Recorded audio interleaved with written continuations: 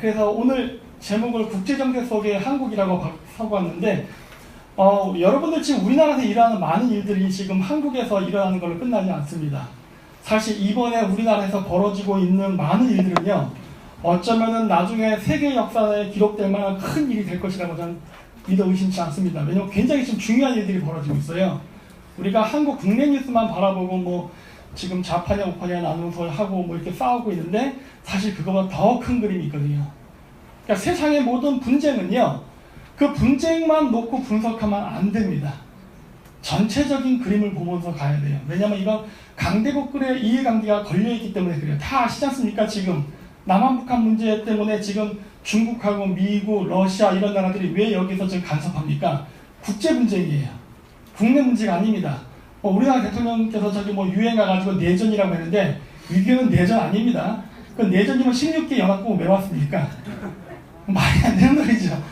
국제전쟁이에요, 국제전쟁.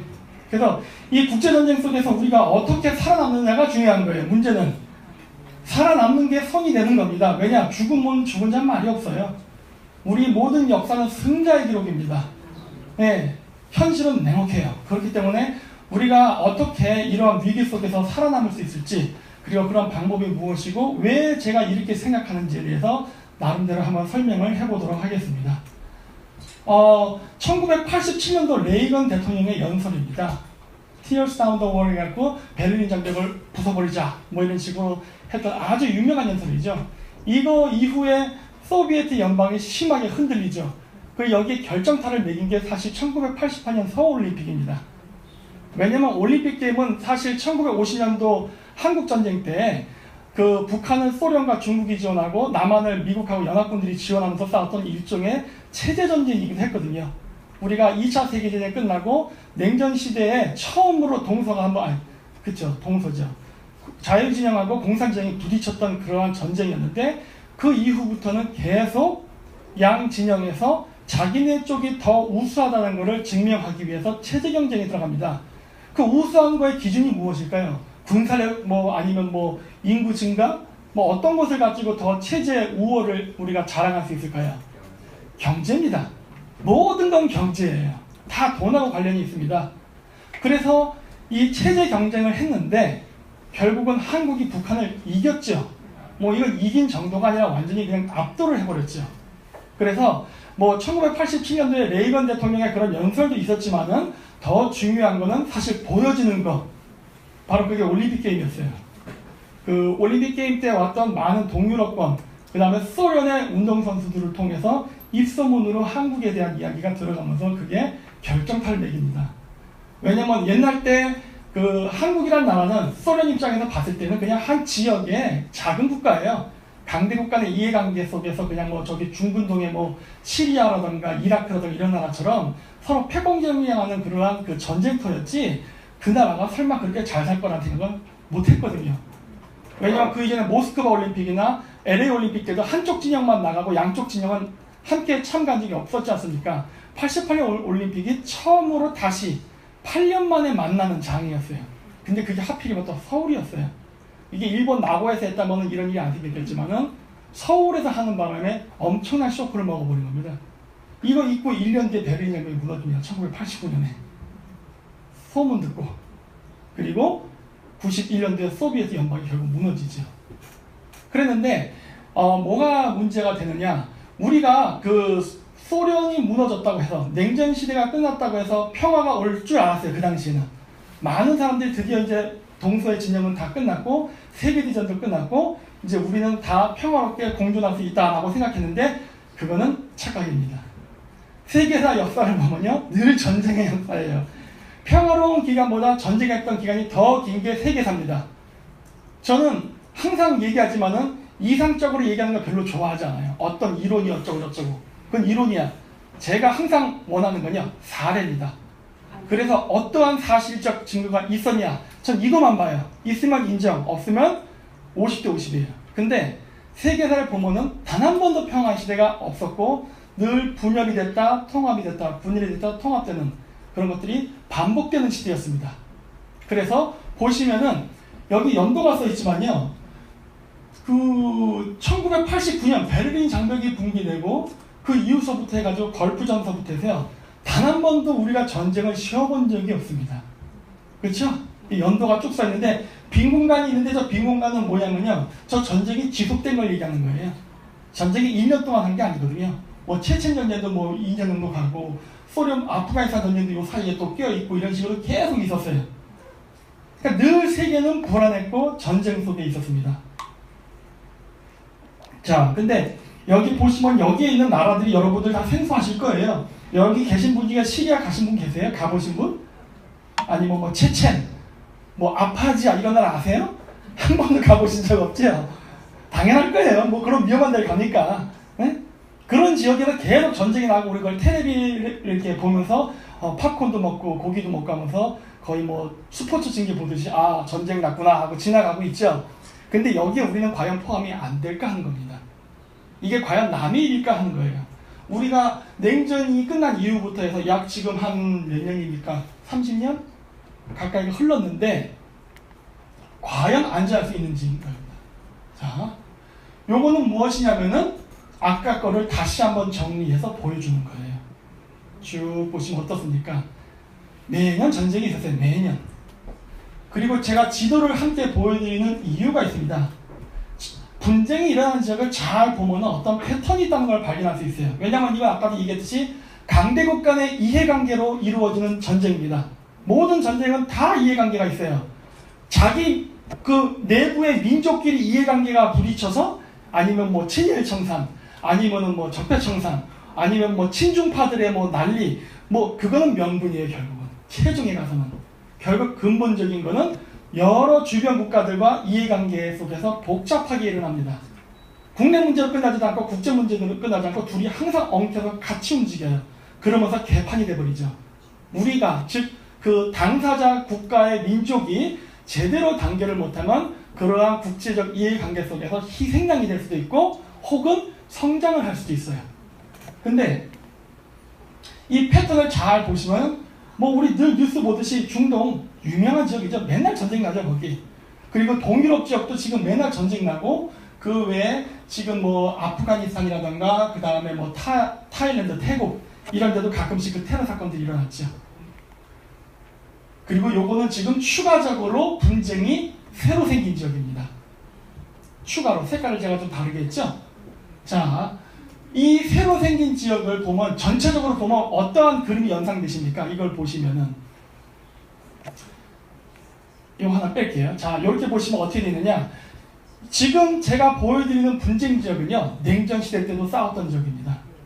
소련과 미국이 냉전 시대 때 서로 자신들의 세력을 확장하기 위해서 분쟁이 났던 지역이에요. 근데 이게 소비에트가 붕괴된 이유, 아니 미국 땅에 불 깜빡거리는 건 전 9.11 테러예요. 저건 세력 행사와 관계없는 겁니다. 어쨌든 간에 이런 식으로 여전히 냉전 이후에도 그 분쟁이 발생하는 지역은 변함이 없어요. 하나도 안 변했네요. 체제만 변했지 싸움은 여전히 합니다. 이것이 중요하다는 거예요. 우리가 지금 소련이 붕괴됐고 했으니까 공산주의 애들 이거 활동 끝났다 이게 아니라 현재 진행형이라는 걸 제가 말씀드린 거예요. 안 끝났어요. 진행형이에요. 오히려 확장이 돼가고 있습니다. 확장이. 오히려. 왜 확장이 되어가고 있느냐? 이거는 중국하고 관련이 있습니다. 아까 거의 기존의 빨간색은 다 러시아랑 관련이 있는 것들이에요. 러시아의 세력 확장. 그러다 보니까 동유럽과 중근동을 중점적으로 해서 막 일어났던 거예요. 물론 그 지역에 이제 분쟁은 많이 줄어들었죠. 하지만 새롭게 등장하는 분쟁적이 바로 동남아시아 지역이에요. 왜? 중국이 나올 수 있는 지역이 어디입니까? 위에는 러시아로 막혔고 중앙아시아로 막혔기 때문에 나올 수 있는 데는 바다밖에 없어요. 그러다 보니까 바다 지역으로 진출하기 위해서 충돌이 일어나고 있는 거예요, 지금. 그러다 보니까 저 지역에 있는 미군 기지라던가 일본 자위대, 해상 자위대 기지 이런 데와 현재 충돌이 일어나면서 외교적 갈등을 지금 빚고 있는 거죠. 이게 오늘날 추가된 바로 분쟁 지역이에요. 즉 우리는 냉전 이후에 오히려 더 전쟁을 많이 하고 있다는 게 결론입니다. 그리고 전체적으로 보시면 어떠한 또 결론을 도출할 수 있냐면 그렇지. 중국이 추구하고자 하는 1대1로를 막고자 한다는 게 보입니다. 그렇죠? 바닷길은 이미 막혀 있어요. 미국이 엄청나게 강력한 해군을 갖고 있기 때문에 바다 쪽 진출을 아마 500년 이상도 못할 수도 있습니다. 그래서 새로운 내륙 실크로드를 개발하려는 거죠. 그게 신실크로드 개발 아닙니까? 근데 공교롭게도 그 지나가는 지역에서 다 분쟁이 발생해요. 이러면 중국이 추진하는 신실크로드 계획은 실패하겠죠. 그렇죠? 그래서 제가 국제 분쟁은 어느 한 지역만의 점을 찍어서 뭐 코소보 사태, 한국 전쟁 이렇게 보면 안 된다는 거예요.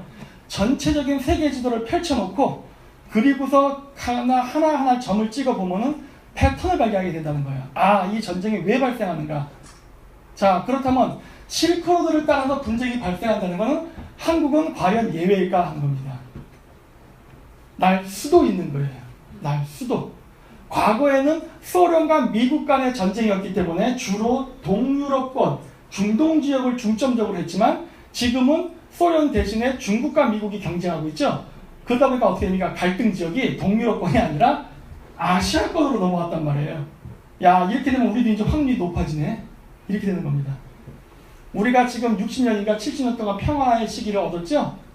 슬슬 긴장이 될 때가 오고 있다는 겁니다. 근데 문제는 안타깝게도 우리나라 사람들은 너무 태평이에요. 지금도. 네, 미사일을 몇 번을 쐈고 핵실험을 몇 번을 했는데 여전히 우리는 지금 아무 생각이 없죠. 진짜 긴장해야 될 시기에 긴장을 안 하고 있다는 게 어떻게 보면 우리 한국인한테 지금 큰 문제가 될 수 있습니다. 임진왜란 때 기습 공격당해서 조선 인구의 절반이 사라졌죠? 죽어서. 물론 다 칼 맞아 죽은 건 아니고 굶어 죽은 사람들도 있어요. 어쨌든 절반이 사라졌습니다. 그때 당시에 우리의 무기가 일본보다 약했습니까? 우리가 더 좋았어요. 총만 없었어요. 하지만 우리는 천자천통이라는 어떤 무슨 로켓 미사일도 있었고 거북선 같은 세계 최초로 옆에 대포를 낀 세계 최초의 함선도 우리 갖고 있었어요. 그럼에도 불구하고 한양이 어이없게 무너지죠. 왜? 너무 평화롭게 살면서 긴장이 풀어져서. 무기가 딸려서 진 게 아니에요. 정신력에서 져버린 거예요. 나중에 뒤늦게 정신 차리고 물론 우리가 일본군을 내쫓긴 했지만은 그건 승리라고 볼 수가 없죠. 왜? 일본군은 남이 땅에서 싸우고 떠난 거고 우리는 우리 땅을 다 초토화시키면서 이긴 전쟁이니까 결국 우리가 이겨도 진 거죠. 우리가 손해를 봤으니까. 이런 전쟁을 지금 우리가 또 하려고 하고 있죠. 지금. 너무 안일해가지고. 그래서 여기도 또 보이시다시피 이렇게 제가 점을 딱딱 찍은 겁니다. 과거에는 시리아, 그러니까 중동 지역과 동유럽을 중심으로 했지만 그 이후부터는 아까도 보였다시피 다 아시아권에서. 그래서 한국도 여기에 들어있는 거예요.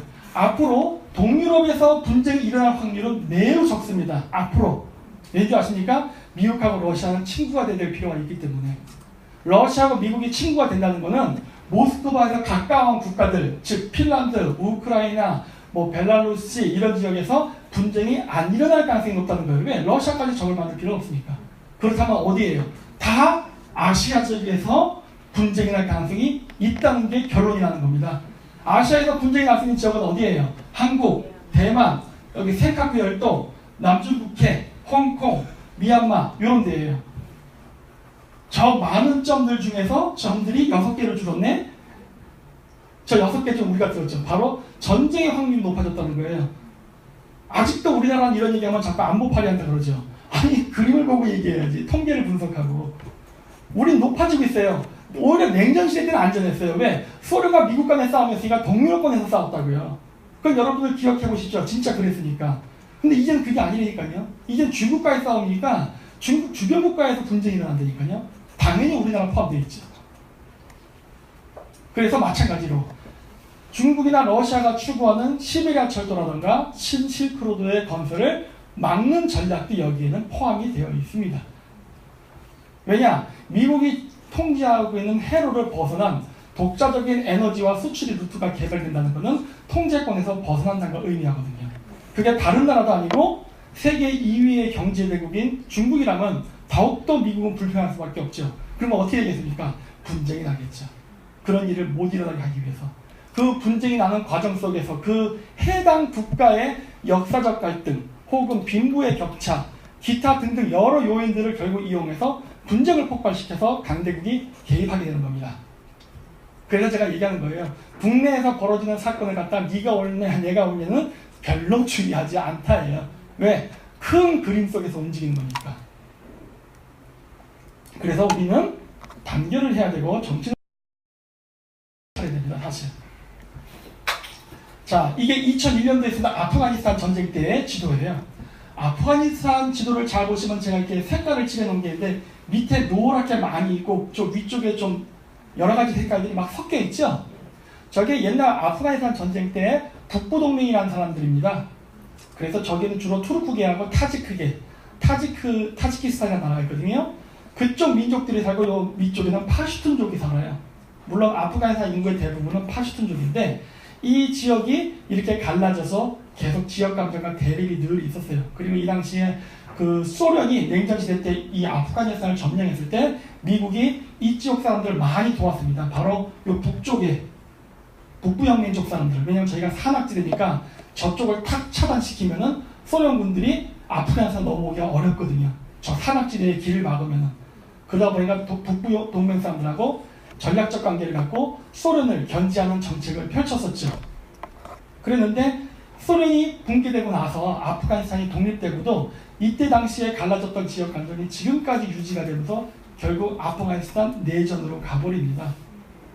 네, 결국 국민의 여론이 갈라져 있는 틈을 이용해서 강대국 간의 이해관계가 싹 들어가니까 거기 불이 난 거죠. 그래가지고 완전히 아프가니스탄이 불바다가 됐죠. 이 전쟁에서도 마찬가지로 아프가니스탄 인구의 절반이 죽었어요. 한 300만 죽은 걸로 제가 알고 있어요. 물론 대부분은 다 굶어 죽은 겁니다. 전쟁 나면 굶어 죽어요. 총에 맞아 죽는 숫자보다 굶어 죽는 숫자가 더 많습니다.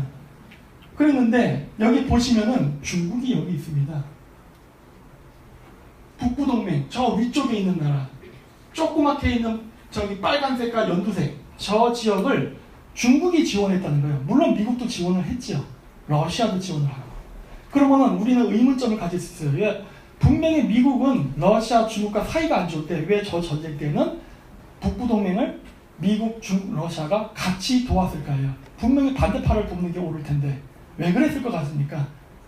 이거는요, 저 지역을 하는 이유는 명분이 필요했던 겁니다. 2001년도에 어떤 일이 일어나냐면 러시아에서는 체첸이라든가 아파지아에서 독립운동이 일어나고 있었고 당시 중국 신장 위구르 자치주에서는 거기도 독립운동이 일어나고 있었어요. 그래서 미국이 테러와의 전쟁이라고 하면서 아프가니스탄을 공격할 때 러시아와 중국은 미국을 지지하면서 각자 자기 국가 내부에 있는 독립하려는 세력들을 제거하는 데 명분으로 삼습니다. 결국 다 3대 강국이 자신들의 이익을 위해서 아프가니스탄이 희생당한 거예요. 그렇게 되는 겁니다. 원래 전쟁하면 이렇게 되는 거예요. 네. 그래서 그러한 일 때문에 이런 식으로 아프가니스탄 전쟁이 나고 많은 사람들이 피해를 당했는데 또 뭐가 있느냐 중국 입장에서는 저기 빨간색이 칠해져 있죠. 저 빨간색이 칠해져 있는데 저기 보시면 저희가 중국 땅입니다. 그리고 이쪽 왼쪽이 이란 땅이에요. 그래서 아프가니스탄을 이용하면요 중국하고 이란이 아프가니스탄을 통해서 한 번에 연결이 됩니다. 철도가 됐던 고속도로가 됐던 파이프라인이 됐던. 당시에 중국은 이거를 뚫으려고 그랬어요.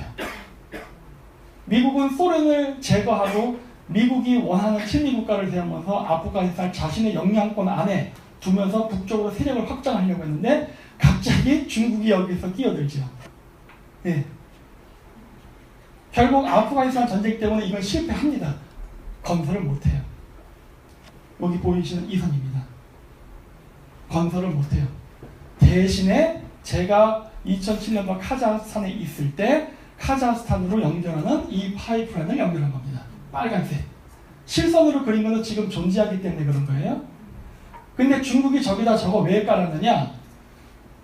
중앙아시아에 있는 모든 국가들의 석유를 100% 가져가도요. 중국은 자기네들이 필요로 하는 석유를 100% 얻을 수가 없습니다. 한 5% 정도밖에 못 얻어요. 95%는 에너지 자급이 안 돼요. 만약에 바다가 막혔을 때 육지를 통해서 석유를 갖고 와야 되는데 석유를 갖고 오려고 만들어놓은 대한의 파이프라인이 중앙아시아까지 연결이 돼도 100% 자급자족이 안 돼요. 근데 이거 왜 만들었느냐? 이란으로 뚫기 위해서입니다. 마찬가지예요. 이란으로 뚫기 위해서였어요. 근데 투르크메니스탄이 미국 편을 들죠. 그러면서 이 파이프라인이 실패했습니다. 못 만들었어요. 그래서 중국이 이 빨간 선, 이 카자흐스탄 중국 횡단 파이프라인을 만들 때 미국은 저쪽에 저 파란색 선 있죠? 저게 BDC 파이프라인이라는 건데 저거를 뚫었었어요. 그리고 중간에 카스피의 바다를 건너가지고 카자흐스탄하고 투르크메니스탄까지 연결을 해가지고 이쪽 중앙아시아 쪽의 석유와 가스를 미국이 주도하는, 서방 국가가 주도하는 이 파이프라인을 통해서 수출을 하는 이러한 루트를 만들려고 하는데 이 계획이 안 되고 이 중국 파이프라인이 만들어졌죠. 2007년도에. 근데 이거를 왜 미국이 가만히 냅뒀을까요? 어차피 이란 연결 안 되면 이거는 무용지물이에요. 저게 약 6,000km입니다. 6,000km의 파이프라인을 건설하기 위해서 중국이 얼마의 돈을 썼을 것 같습니까? 무지막지하게 썼죠. 그리고서 자원을 원하는 만큼 못 갖고 뭐 이건 적자 사업이에요. 이렇게 되는 거예요. 그러니까 할 필요가 없는 거죠. 오히려 연결할 것처럼 부채질을 해갖고 중국이 다급하게 이걸 만들기 위해서 결국 엄청나게 돈을 꼬라박았습니다. 이게 에너지 정책은요, 굉장히 이게 상대방을 물매기는 것들이 많습니다. 사업을 획득했다 성공하는 게 아니에요. 화합을 획득해도 실패하게 만드는 방법도 있어요. 제가 여기서 감히 얘기를 할 수는 없지만은 온갖 전략이 다 들어가고 겉모술수가 들어갑니다. 결국 중국이 이 에너지 경쟁에는 진 거예요. 왜? 100% 자급자족 안 되면 진 거죠. 고작 5%를 얻겠다고 이런 천문학적인 돈을 드립니까? 이런 바보 같은 정책이 어디 있어요. 물론 중국이 바보는 아니었죠. 미국이 더 뛰어났을 뿐이에요. 그렇기 때문에 실패한 겁니다. 그러면서 이 노란 쪽으로 가는 건 러시아 쪽이 옛날 소비에트 거예요. 이런 식으로 또 중앙아시아에서 이렇게 힘의 균형을 맞추면서 쭉 가고 있었죠. 그래서 결국 이것 때문에 결국 미국은 이렇게 그냥 파란색으로 칠해놨는데 아프가니스탄을 통과해서 인도 쪽으로 석유를 팔아먹으려던 파이프라인 계획도 실패했습니다. 그러니까 중국이 원하던 이 파이프라인도 못했고 미국이 원하는 이 파이프라인도 못한 거예요. 그러면 미국하고 중국은 동점일까요? 아니요. 왜? 인도양과 태평양으로 원유가 왔다 갔다 하고 있잖아요. 그럼 미국의 영향권 아니지 않습니까? 미국이 이긴 거죠. 자기가 통제하는 바운더리 안에서 중국이 움직이니까. 그러면 되는 거예요.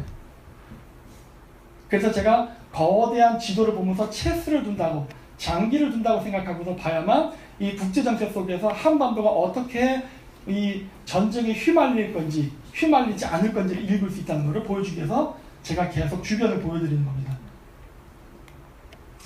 자, 그래서 보여드렸죠? 이게 그때 제가 논문 쓸 때 했던 그 자료 통계예요. 이란으로 뚫지 않는다면 100%의 자급자족이 안 됩니다. 석유가 됐든 가스가 됐든. 미국 입장에서는, 중국 입장에서는 간절하죠. 이란으로만 어떻게든 연결했으면 좋겠는데 안 되죠. 여러분, 중동에서 미국이 항상 언급하는 테러리스트 국가, 항상 경계하는 국가가 어느 나라입니까? 뉴스에 나올 때 항상 이란입니다.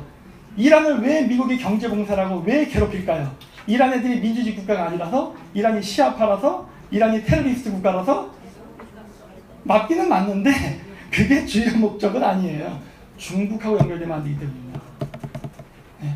중국하고 연결되면 안 되기 때문에 그런 거예요. 물론 그 이외의 나머지는 명분이죠. 물론 틀린 말 아니에요. 틀린 말은 아닌데 결국 근본적으로 중국과 이란의 연대를 막기 위한 겁니다. 지금 북한이 미사일 실험을 하는데 북한이 미사일 실험하는 그 날짜 이란도 같이 미사일 실험했죠? 9월 24일인가 23일인가 그때쯤이에요. 왜 이란하고 북한이 같이 움직일까요?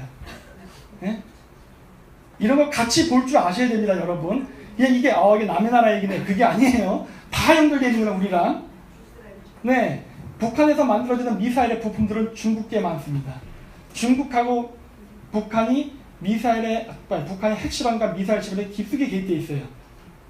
거기서 만들어진 무기는 미국의 경쟁 국가인 이란으로 갈 가능성이 있죠. 그래서 9월 25일 날 이스라엘 투데이라는 그 이스라엘 그 신문에서 나왔잖아요. 김정은이가 이스라엘을 성전으로 조져버리겠다고 협박했다는 기사가 나왔습니다. 영자 신문에. 갑자기 김정은이 이스라엘을 왜 얘기할 거예요? 연결돼 있으니까요. 이걸 우리가 읽어야 된다는 거예요. 왜 김정은이가 이스라엘을 얘기하냐? 왜 이러지? 김정은이가 이제 미쳤나? 그게 아니죠. 긴밀한 유대관계가 얽혀 있는 거예요. 미국의 적은 저쪽의 친구, 저쪽의 적은 우리의 친구, 이런 식으로 복잡하게 얽혀 있거든요. 이러다 보니까 북한에서의 핵실험을 미국이 굉장히 긴장하고 쳐다본 이유가 뭡니까? 바로 중동이나 남미의 테러리스트 국가에 북한이 많은 핵탄두가 수출이 될까봐, 핵 확산이 될까봐 강력하게 제재하는 거예요. 그래서 이게 국제 문제라는 겁니다. 국내 문제가 아니에요. 우리나라에서는 자꾸 이거 국내 문제로 갖고 가려고 그러죠. 여론에서. 웃기고 있네요. 어떻게 핵 문제가 국내 문제가 될 수 있어요? 예? 이렇게 얽혀 있는데. 그리고 시리아에 가면 시리아에 김일성 공원도 있습니다. 그런 거 아십니까? 거기 수도에 가면 김일성 공원이 있어요. 그만큼 이슬람 중에도 시아파랑은 북한이 매우 친해요. 시아파 이슬람하고는. 그러니까 이런 것들이 아주 복합적으로 얽혀 있는데 우리나라 사람들은 맨날 한반도만 쳐다보니까 북한 문제가 뭐 어쩌게 저 그지 같은 나라가 한데 그게 아니죠. 다 얽혀 있어요. 북한이 지금 해외에 마약 장사하는 것들은 저기 이 동남아시아, 그 다음에 남미 이쪽에서 마약 재배해서 그 수익금 나눠먹는 사업도 하고 돈 세탁, 그 다음 아까 이제 무기 수출 등등을 해서 국제적으로 지금 범죄 그 테러를 수출하고 있단 말입니다, 지금. 그래서 국제 문제가 된다는 거예요. 우리나라 여론에서 텔레비에서는 절대 이 얘기 안 하죠. 그러다 보니까 어떤 바보 같은 사람들은 북한이 핵을 가지면 통일지 우리가 핵을 가진다는 이런 헛소리를 하는 거예요. 너무나도 순진한 말상이죠. 뭘 모르는 거죠. 국제사회가 어떻게 움직인다는 건 전혀 감이 없는 거죠. 그래서 일단 중국은 바다 쪽으로 가는 것밖에 안 됩니다. 현재로서는. 장기적으로는 하고 싶지만 현재로서는 안 돼요. 왜 안 되냐면 아까도 얘기했듯이 중국의 1대1로 중에 신실크로드 정책은 자기네들이 반드시 통과해야 되는 동유럽을 통과해서 유럽을 가야 돼, 서유럽으로 가야 되는데 동유럽과 이 중군 등 지방이 계속 테러 활동과 혼란이 있기 때문에 철도를 뚫을 수가 없습니다. 왜? 가다가 도둑 맞으면 어떻게 해요? 철도가 폭발을 당한다던가. 불안해서 안 돼요. 그래서 후진타오, 그 다음 시진핑이 했었던 그 후진타오의 서부대 개발, 그 다음에 시진핑이가 했던 그 실크로드 개발 계획이 계속 적자가 되고 있어요. 왜? 여러분들 그거 아실 거예요. 그 내몽골 지역에 만들어진 유령 도시 이야기 많이 들어보셨죠? 그 막 인구 막 500만 명이 들어갈 수 있는 도시를 건설했는데 사람 한 명도 안 살고, 네, 뭐 후흐하우터 이런 데든가 이런 내몽골에 가면 그런 도시들이 많아요. 그거 건설 왜 했습니까? 실크로드의 교점 도시로서 만든 거예요. 이게 나중에 유럽으로 뚫리면은 이게 고속철철이 지나가면서 거기 쓰면서 가겠다는 계획하에 만든 신실크로드의 오아시스 도시인데 실크로드가 연결 안 되니까 어떻게 된 거예요? 다 유령 도시 된 거예요. 그러니까 제가 얘기했죠. 중국은 돈을 엄청 벌어갖고 다 쏟아붓고 실패했어요. 이런 사업이 중국 내에 무진장 많아요. 과연 중국에 돈이 있을까요, 여러분? 별로 없어요. 돈을 벌면 뭐합니까? 사업하시는 분도 아실 거예요.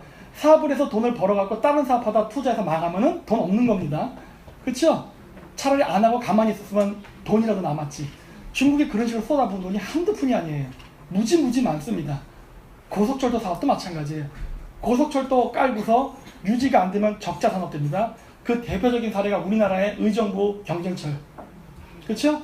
이렇게 조그만 나라에서 요 가까운 거리에서 움직이는 이 경전철 사업조차도 수지 타산이 안 맞아서 폐쇄했나요, 지금? 그 당시에 뭐 폐쇄한다는 논의가 있었는데.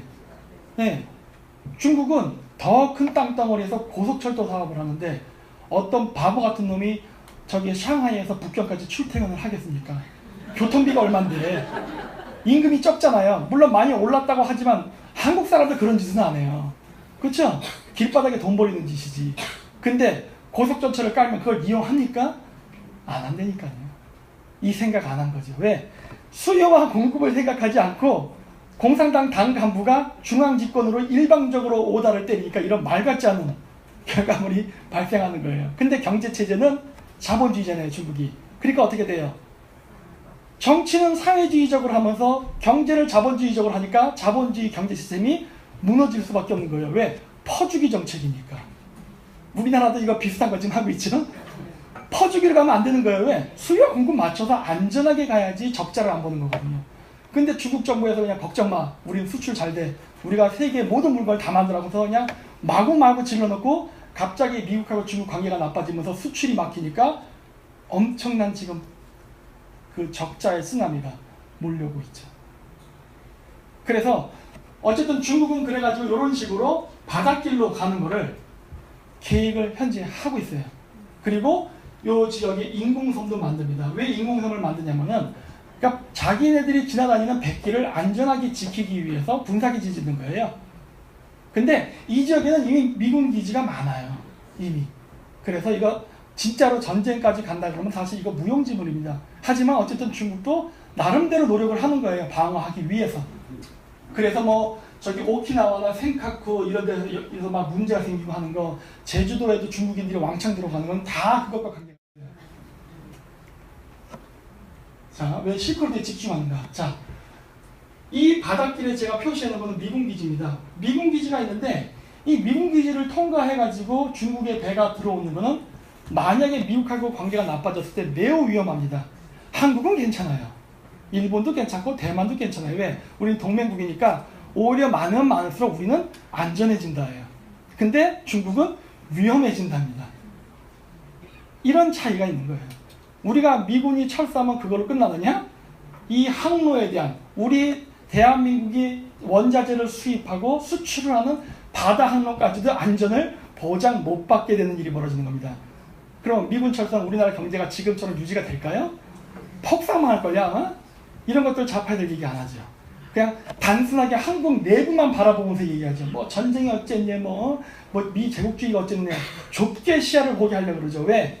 넓게 시야를 보게 되면 진짜 그림이 보이니까 사람을 좁게 한 군데만 보게 합니다. 이게 전형적인 독재 정치의 시스템이에요. 넓게 보지 말고 내가 보라는 것만 봐. 이거. 우리는 넓게 봐야 됩니다. 그래서 아까도 얘기했듯이 미국하고의 관계가 틀어졌을 때 오게 될 그 엄청난 여파는 상상을 초월합니다. 상상을 초월해. 네. 이거 지금 추석이니까 잠깐 멈췄지. 지금 미국이 한국 국채를 3조를 팔았죠. 미국이라고 하면 안 되지. 서양인 외국 자본이 국채를 팔았어요. 국채를 팔았던 의미가 뭔지 아십니까? 너랑 인연 끊겠답니다. 국채는 그 나라와 우리 간의 신용을 얘기하는 거예요. 난 너를 믿어. 너도 나 믿지? 이러면서 일종의 서로 간의 보증이에요. 우리도 미국 국채 많이 갖고 있어요. 왜? 우린 서로 우방국이니까 너가 설마 우리를 배신하겠어? 같이 가는 거잖아. 이렇게. 그래서 갖고 이쪽 담보인데 그거를 미국 애들이 팔았다는 거는 한국과 관계를 끊겠다는 어떻게 보면 상징적인 표현이에요. 주식은 더 쉽게 뺍니다. 주식은 그냥 이게 딱 손가락 튕기면은 한 번에 10조도 뺄 수 있잖아요. 네. 그건 쉬워요. 국채가 빠져나가면 굉장한 의미를 갖는다고요. 뭐 그거 말고도 지금 코스피 주식도 뭐 이렇게 뚝뚝 떨어졌다고 하대요. 다행히 추석이라서 스톱이 됐죠. 모르죠. 또 추석 연휴 끝나고 뚜껑 열면 또 막 떨어질지 올라갈지 알 수는 없지만은 굉장히 불안하다는 거예요. 우리가 지금 한미 군사동맹을 굳건히 한다라고 대통령이 계속 말을 하긴 하는데 왜 외국 자본은 이런 식으로 움직일까요? 그거는 말과 행동이 다르기 때문이에요. 뭐 다 아시죠? 뭐 그거 굳이 제가 설명 안 해도. 우리는 점점 한미 동맹에서 멀어지고 있어요. 멀어지면 멀어질수록 우리는 그동안 미국이 만들었던 세계의 시스템, 금융, 경제, 군사, 외교 등등의 모든 그러한 일종의 보호를 받았던 거를 다 벗어나겠다. 자유로워지겠다예요. 근데 그게 자유일까요? 그 몽골 초원에다가 양떼를 너는 지금부터 자유야. 마음대로 살라고 양떼를 초원에 풀어놓으면 그 양은 자유롭게 살 수 있을까요? 아마 그 다음날 늦게한테 먹힐걸요? 그 짓을 하겠다는 거예요, 지금 우리나라가. 이게 얼마나 위험한지를 모르는 거예요. 말로는 그래요. 미국의 식민지가 될 수 없어. 그래? 이 세상의 모든 질서 속에 들어가 살지 안 들어가 사는 나라가 단 하나의 나라도 있습니까? 심지어 미국조차도 초강대국이라 하지만 국제법을 무시하지 못하잖아요. 한번 조지 부시 때 한번 무시했다가 국제적으로 엄청 비난받고 고립당하는 바람에 다시는 그러진 안 하지 않습니까? 예? 모든 나라가 규칙을 지켜요. 규칙을 지키면서 자국의 이익을 취하려고 온갖 편법과 꼼수를 다 씁니다. 그렇게 하는 거예요, 원래 정치라는 건. 근데 우리가 그걸 그냥 벗어나겠다? 누구 마음대로. 안 되는데. 너무 모르는 거예요, 이 세상을. 그래서 중국은 이렇게 바다를 통해서 원유 수입이 거의 90%입니다. 지금도 변하지 않아요. 그러니까 바다가 끊기면 중국은 죽는답니다. 근데 바다는 지금도 미국이 100% 이겨요, 싸우면. 그러니까 중국이 왜 초조해하고 불안한지를 알 수가 있죠. 중국이 너무 일찍 칼을 뽑았어요. 그리고 미국이 이걸 봐버렸어. 그래서 용서할 마음이 없는 거예요. 너 나한테 개기려고 했다 이거지? 알았어. 넌 죽었다 예요. 다시 빠꾸 못할걸요 아마? 물론 미국이 그래 대화로 하자 해도 그건 절대로 대화하는 게 아닐 겁니다. 미국에 비형 많습니다. 뒤끝 있어요. 뒤끝이 아주 장렬해요. 아주 어려운 싸움이 될 거예요 앞으로 중국은. 그래서 우리는 어떻게 돼요? 중국하고 가까이 있으면 안 되는 거예요. 왜? 얻어 터진 놈 옆에 있으면 같이 맞아요. 멀리 떨어져 있어야 되는데 지금 어떻게 하죠? 자꾸 중국 쪽으로 접근하죠? 왜 그러냐는 거예요 도대체. 같이 맞을래? 이렇게 되는 거거든요. 지금 우리가 같이 맞고 있기 때문에 금융이고 뭐고 다 떨어지는 거예요. 왜? 중국하고 연결되어 있기 때문에. 미국이 중국 금융시장을 공격할 때 어딜 공격할 것 같습니까? 한국 공격합니다. 이거를 한국 사람들이 잘 모르시는 것 같은데 한국 공격해요. 홍콩도 이제 안 합니다. 홍콩도 중국 중앙정부가 통제를 하기 때문에 주식 조작해서 만약에 주식이 확 폭락하려고 그러면 그 주식시장을 닫아버려요. 그냥 셧다운 내린다고요. 우리는 그렇게 못하잖아요. 그리고 한국에는 중국의 많은 부자 자금이 들어와 있습니다. 우리나라 부동산, 주식, 기업 등등에 다 들어와 있어요. 엄청나게 들어와 있어요. 그래서 우리나라의 금융시장이나 부동산 시장을 교란시키면은 그 여파가 바로 중국으로 전파됩니다. 큰일 났다는 거예요. 그래서 와, 한국이 불바다에 스스로 뛰어드는구나. 이 피해를 최소화할 수 있는 방법이 뭔지는 답이 다 나와 있는데 자꾸 우리나라는 반대로만 가려고 그러죠. 걱정이에요 진짜. 자, 이게 2차 세계대전 전에 일본의 상황입니다. 일본은요 이미 공업국가화 되면서 굉장히 큰 성공을 거뒀어요.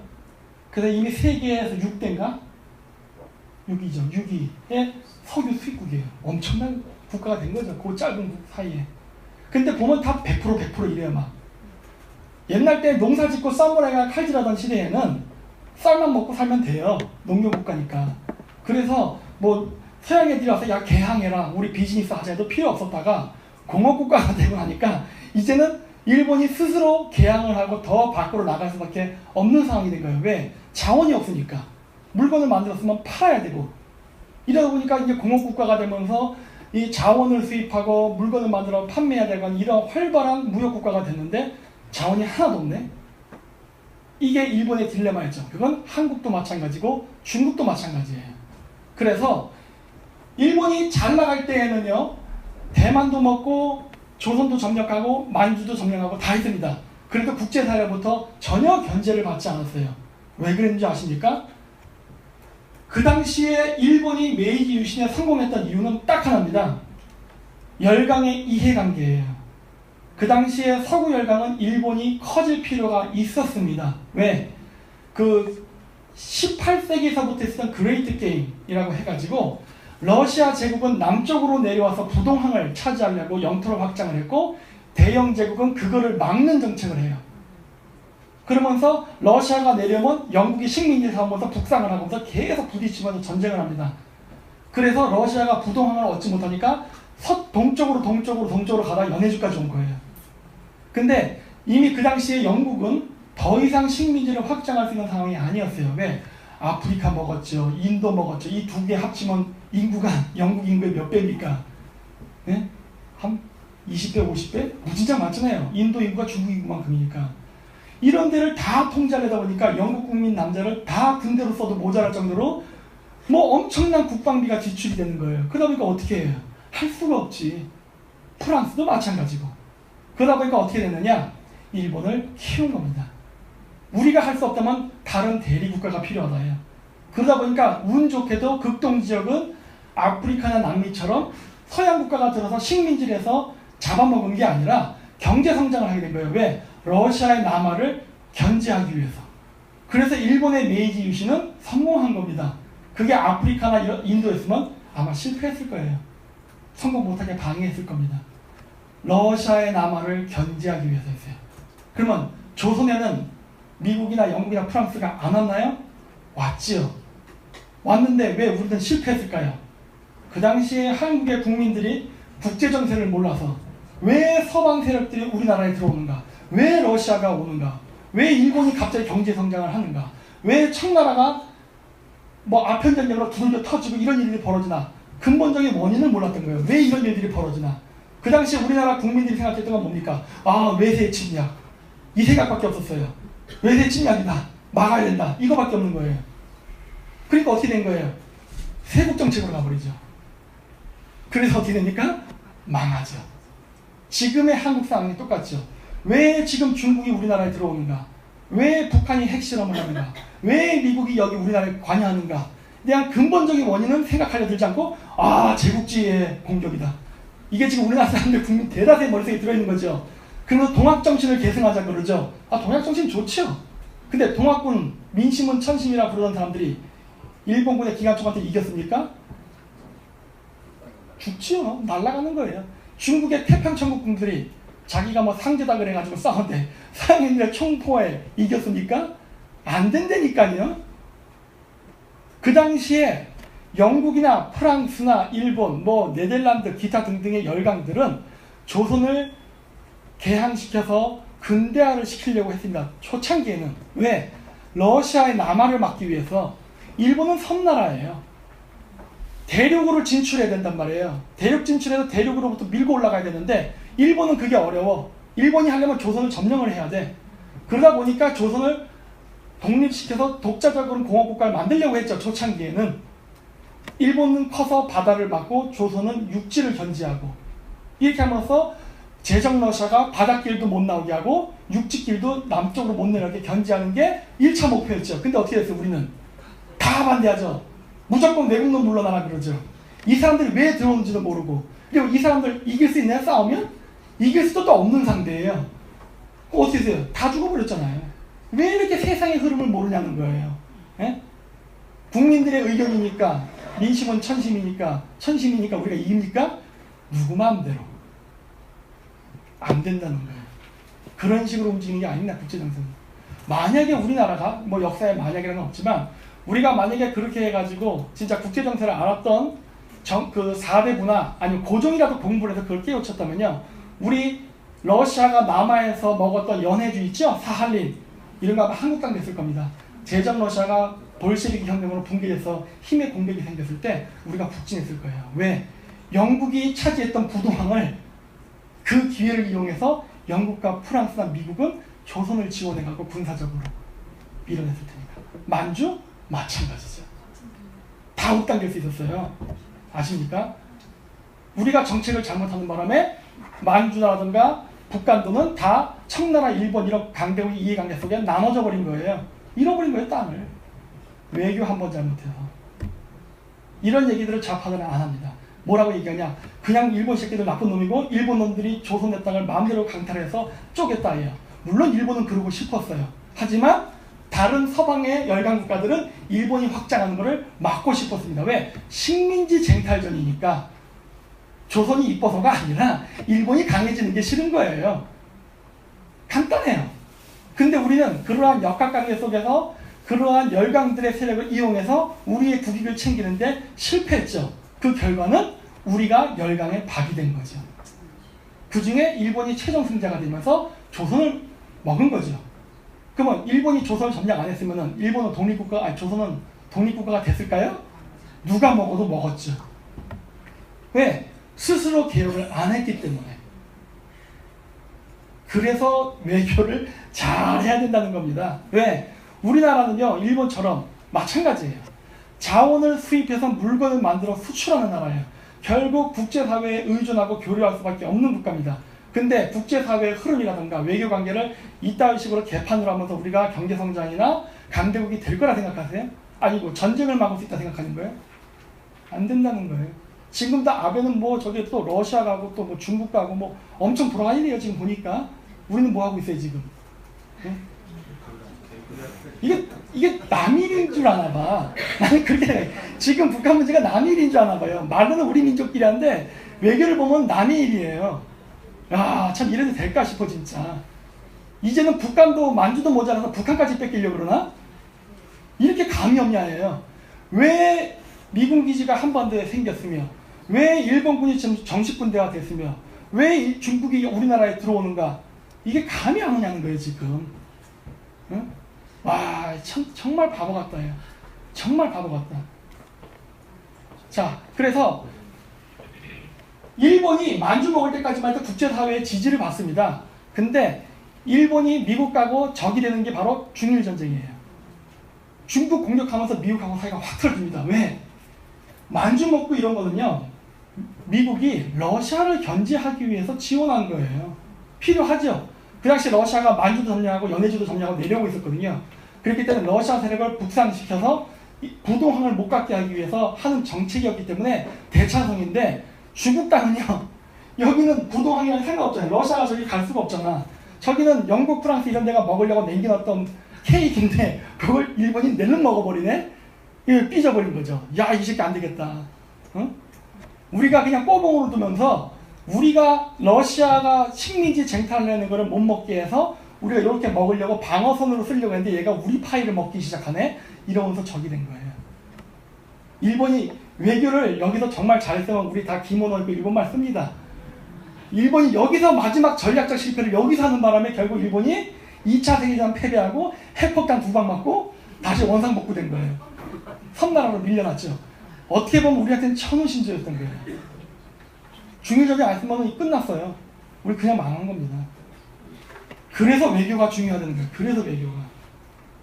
그지 같던 일본이 갑자기 세계 2위 경제 대국이 됐고 오늘날 기술 강국이 되고 2차 세계대전 때 미국을 상대로 맞짱을 떠서 히틀러보다도 더 오래 전쟁할 수 있었던 원인은 바로 서양 애들의 전폭적인 지원이었어요. 물론 적이 되는 건 나중에 적이 되지만 바로 국제사회 속에서 그런 갈등을 자국의 이익으로 되게끔 유도를 했기 때문에 그게 가능했던 거예요. 막판에 물론 좀 실수는 했지만 일본이 했던 외교 정책은 전반적으로는 굉장히 뛰어났죠. 일본이 100년 전에 150년에 저짓을 했다는 거예요. 150년 전에. 우리는 150년이 흘렀는데 아직도 항공모함을 못 만들고 아직도 로켓을 못 만들고 북한은 만드는데 그리고 아직도 외교를 못하지요. 큰일 난 거죠 진짜.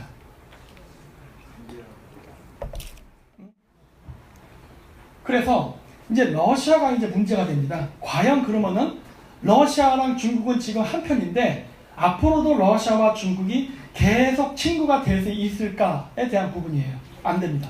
좀 당연합니다. 그리고 러시아한테 물어봐도 다 그렇게 얘기해요. 단기적으로는 합니다. 러시아가 중국과 미국, 제가 게임 이론으로 설명하는 거예요. 러시아와 중국을 파트너로 삼을 때 둘을 동시에 삼을 수는 없습니다. 그건 다 여러분들 동의하실 거예요. 러시아는 중국과 미국을 동시에 파트너로 가질 수가 없어요. 한쪽만 선택해야 돼요. 왜? 미국하고 중국이 사이가 안 좋기 때문에. 따라서 두 개 빼야 돼요. 그러면 러시아 입장에서 중국하고 교류를 할 때는요, 경제 개발을 할 수 있지만 단점은 뭡니까? 중국인들의 불법 이민이에요. 여기에 문제가 돼. 경제 개발은 할 수 있지만. 그리고 미국하고 교류를 하게 되면은 경제 개발은 할 수 있어요. 근데 문제는 뭐예요? 내정 간섭이에요. 정치적인 개입, 뭐 이렇게 친미파를 만들려는 공작, 이런 게 들어올 수 있어요. 그래서 러시아는 단기적으로는 중국하고 한편을 맺는다로 갑니다. 실질적으로 그랬고 왜? 그 당시에 중국은 러시아보다 강한 나라가 아니었으니까. 근데 문제는 뭐예요? 아이고, 확 지나가면 이렇게. 장기적으로 봤을 때 어떻게 되는가? 장기적으로. 중국이 경제 성장을 하면서 군사력, 즉 국방비가 지금 러시아보다 한 5배가 높더라고요. 이런 상황에서 러시아가 중국과 과연 친구가 될 수 있냐예요. 당연히 둘도 안 되고 미국 쪽으로 가겠죠. 미국의 내정 강세의 우려는 있으나 그래도 미국하고 경제 교류하는 게 낫다. 그리고 오히려 중국을 견제하는 것을 조건으로 해서 그러한 정치적 견제를 못하게 할 수 있는 협상도 걸 수 있으니까. 따라서 앞으로 러시아는 미국하고 한편이 될 가능성이 매우 높습니다. 그리고 여러 가지 국제 정세를 보면은 그러한 신호가 보여요. 오늘은 시간 관계상 제가 이야기 안 하겠지만 이게 뭔가 보면은 러시아는 미국 편인데 라는 느낌이 드는 여러 가지 사건과 징후들이 있어요. 그래서 중국은 점점 고립되고 있습니다. 단 중국이 지금 탈출할 수 있는 탈출구가 한국이에요. 왜? 우리나라는 친중 정권이니까. 우리나라 빼놓고 주변에 점점 다 친미화됩니다. 물론 동남아시아 국가 중에 친중 정권이 있어요. 근데 동남아시아의 친중 정권이요, 중국이 퍼줘야 되는 나라입니다. 돈을 안 주면 바로 적이 될 나라들이에요. 그러니까 자기가 부양해야 될 나라들이야. 돈을 주면서 매수를 해야지 돈 끊는 순간 바로 돌아서는 나라예요. 중국은 내부적으로도 지금 고정비 지출 많다고 했죠. 고속철도 사업서부터. 나갈 돈은 많은데 수출이 잘 안 돼서 수입이 적어요. 이런 상태에서 자기 편을 만들기 위해서 매수를 하고 있는데 이 매수를 한 거를 돈을 끊으면 반드시 적이 될 나라들이에요. 근데 한국만 호구처럼 중국한테 부동산 팔고 기업 팔고 해가지고 기술 제공하고 자본을 제공하고 있죠. 우리의 돈이 결국 동남아시아 국가들을 친중화시키는 데 쓰이고 있는 거죠. 우리의 돈이 중국으로 들어가서 북한의 경제 지원을 하는 장으로 쓰이고 있는 거죠. 왜? 우리가 중국하고 교류하니까. 우리만 끊어버리면은 북한도 아작을 낼 수 있고 중국도 박살을 낼 수 있는데 우리가 중국에 붙어서 중국이 우리 몸에 기생을 하면서 한국을 숙주 삼아서 지금 중국의 패권을 유지하는 정책을 쓰고 있죠. 그렇게 빠져나가는 돈만 없다면 우리나라는 어쩌면 더 좋은 복지라든가 국방에 더 돈을 쓸 수 있을 텐데 우리가 지금 이런 식으로 세계 평화를 교란시키는 일을 본의 아니게 하고 있다는 거예요. 본의 아니게. 그러면 우리는 어떻게 될까요? 철퇴가 날아오지 않을까요? 왜? 중국을 못하게 하기 위해서. 강대국끼리 싸우지 않아요. 먼저 대리전부터 합니다. 우리가 아까 6개 분쟁 지역 중에 6등이었는데 점점 순위가 5, 4, 3, 2, 1 막 올라가고 있어요 지금. 에? 전쟁이 난다면은 되도록이면 남의 땅에서 나야죠. 베트남 전쟁이 대표적인 사례 아닙니까? 그래서 우리가 돈 많이 벌었죠. 물론 슬픈 일이죠. 사람이 죽으니까. 하지만 어쨌든 전쟁을 통해서 우리나라는 경제개발에 큰 돈을 법니다. 그게 오늘날 우리가 이렇게 잘 살게 되는 어떻게 보면 기반이 됐단 말이에요. 우리가 베트남 전쟁에서 한국 사람들이 많이 죽었기 때문에 또 미국이 중동에 건설을 할 수 있는 기회를 제공한 거고 그거 우리가 영업해서 얻은 거예요? 우리의 희생이 따랐다니까요. 예? 전쟁을 하게 되면요 주변 국가들은 신이 납니다. 왜? 비즈니스거든요. 예? 우리가 그 희생양이 되고 싶냐는 거예요. 정말. 지금 하는 정책을 보면 우리를 희생양으로 해서 세계 인류에게 돈을 주게끔 하는 짓을 하려고 하는 거예요. 이거는 뭐 사랑입니까? 아니면 병신입니까? 예? 왜 이런 바보 같은 짓을 하려고 하지? 다른 데도 전쟁하면 우리가 돈을 벌 수 있는데. 예? 국제관계 성각이 어디냐는 거예요 지금. 다 눈이 시퍼렇게 되고 자국의 이익을 위해서 누가 불행해지나 누가 멍청한 짓 하나 보고 있다가 호구짓하면 그냥 얘다고 잡아먹는 게 국제사회인데 왜 잘 나가다 막판에 이런 짓을 하냐는 거예요 도대체. 이해가 안 된다는 거예요. 그래서 이거는 중국이 입장에서 봤을 때예요. 중국은요 장기적으로는 바닷길을 못 씁니다. 만약하고 미국의 관계가 나빠진다면 바닷길은 막힐 수가 있어요. 그리고 중국의 해군은 미국의 해군을 이길 만큼 힘이 세지 못해요. 그러니까 안 되는 거예요. 그럼 바닷길이 안 된다면은 나머지 남는 거는 시베리아하고 중앙아시아가 있는데 러시아도 아까 제가 설명드렸죠? 러시아는요 결정적인 순간에 배신 때릴 가능성이 매우 높습니다. 중국도 그걸 모르는 바가 아니에요. 그래서 러시아 쪽 시베리아 파이프라인이나 철도도 의존을 안 하려고 그래요. 그러니까 중국의 1대1로를 보면 러시아 쪽으로 가는 게 없습니다. 한번 잘 보세요. 왜? 러시아가 배신할까 봐 두려워서 그런 거예요. 그럼 남는 게 뭐예요? 중앙아시아죠. 그래서 제가 중앙아시아에서 그런 걸 많이 본 거예요. 엄청나게 중앙아시아에 중국이 천문학적인 돈을 들였죠. 자기 편을 만들고요. 온갖 공작을 다 했죠.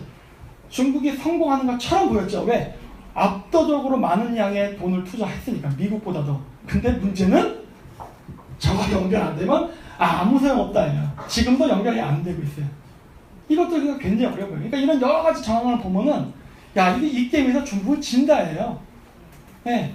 2차 세계대전에서 일본이 패망할 때 메가더가 어떻게 쳐들어갑니까? 메가더가 이오지마라고 해서 저기 그 동경에서 요코하마 만에서 태평양을 바라보는 쪽에 좀 멀리 떨어진 이오지마라는 섬이 있어요. 거기 점령하고 그 다음에 필리핀을 점령하고 그리고 오키나와로 들어갑니다. 이거 왜 이렇게 했을 거예요? 메가더가 왜 이런 짓을 했을까요? 아까 제가 저 그림에서 보여드렸죠? 미국 쪽에서 들어가던 석유가 끊기면서 일본은 동남아시아에서 석유를 가지고 일본으로 가져갔습니다. 물론 동남아시아 쳐들어가면서 영국하고 프랑스랑 적이 돼요. 그러는 바람에 삼국동맹이라 그래서 이탈리아, 독일, 일본이 결국 힘을 군사적 동맹관계를 맺게 되는데 메가더 장군은 이오지마를 점령함으로써 일본의 해군이 하와이에서 태평양을 통해서 들어오는 해군이 잠수함 공격에 죽지 않게 해서 교두보를 확보한 거고 필리핀을 점령해서 물자를 이렇게 축적하는 전초기지를 만들어 놓은 거고 그리고 오키나와를 점령함으로써 완전히 일본이 인도네시아에서 자원을 가지고 일본 본토로 가져가서 무기를 만드는 걸 끊어버린 거예요. 대단한 전략이죠. 피 터지게 싸울 필요 없는 거죠. 자원 딱 끊고 장기전으로 가면 일본은 그냥 쓰러지죠. 그게 전략이었던 거예요. 이거는 지금의 중국도 똑같습니다. 네. 중앙아시아 시베리아 루트 만약에 러시아가 중국이랑 적이 되잖아요. 저 카자흐스탄도 그건 러시아 편입니다. 중국 편 안 들어요. 바닷길? 끊기는 거 100%죠. 그러면 중국은 과연 미국을 상대로 며칠을 싸울 수 있을까요? 몇 개월도 안 갑니다. 며칠. 싸우는 것도 아니에요. 길만 막으면 끝나는 게임인데, 길만 막으면. 왜? 물자가 딸리니까 중국 내부에서 인플레이션 발생하고 폭동 발생할 텐데, 가만히만 있어도 전쟁 안 해도 돼요.